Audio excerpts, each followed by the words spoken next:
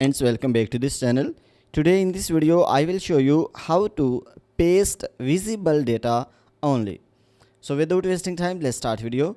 If you find this video is helpful for you, then please give like this video and subscribe our channel. So guys, sometime we hide some data and we want to paste only visible data. For example, I want to hide these rows.